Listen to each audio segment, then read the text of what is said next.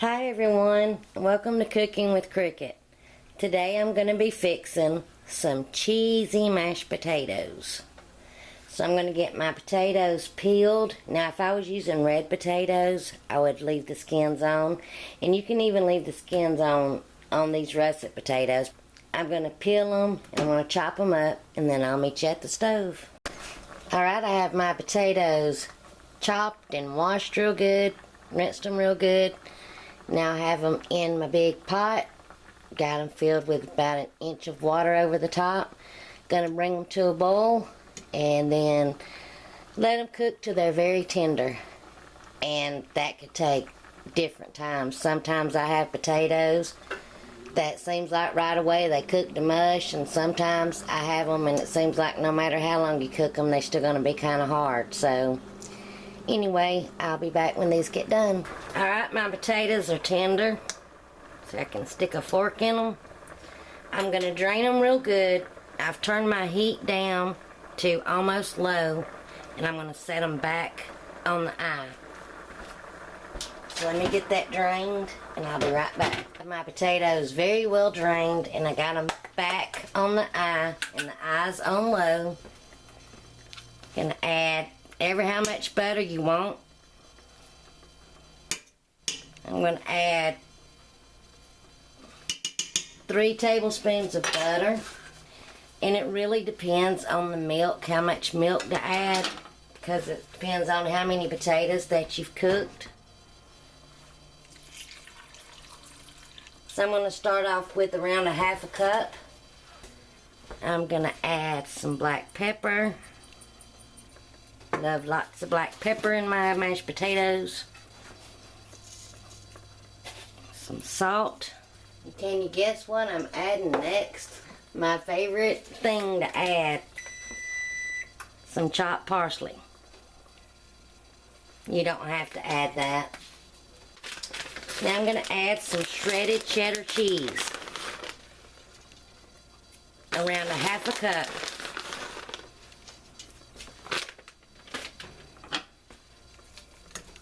And start mashing.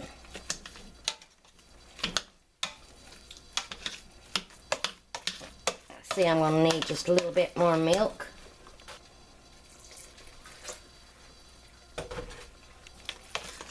We want them good and creamy, and we want the cheese to melt.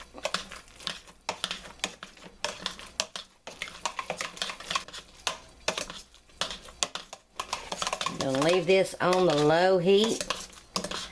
Keep stirring it. Let the cheese get all good and melted.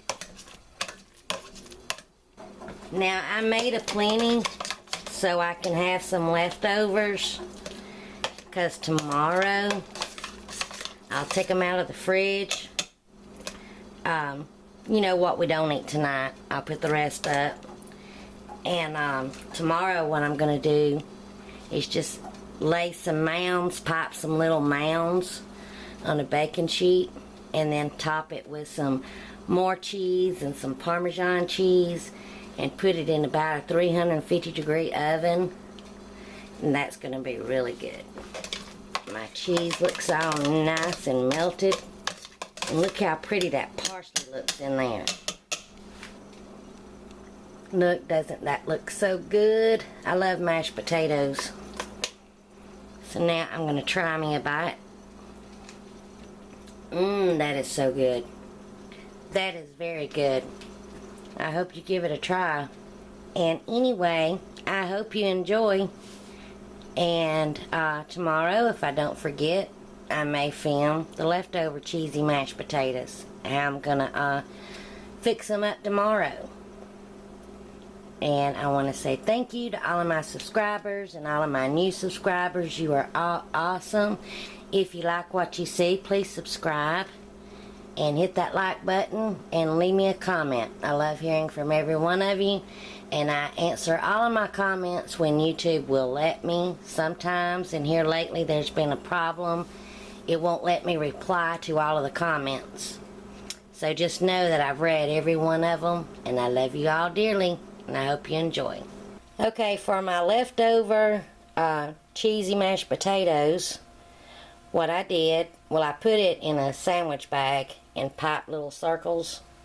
And then I put some more cheese on top. I actually put some Parmesan and some cheddar cheese on top. And then I added some seasoned panko breadcrumbs on top. And the panko breadcrumbs that I got was from my macaroni and cheese muffins. But anyway, it's just some panko breadcrumbs with butter, salt and pepper, and parsley, and some Parmesan cheese.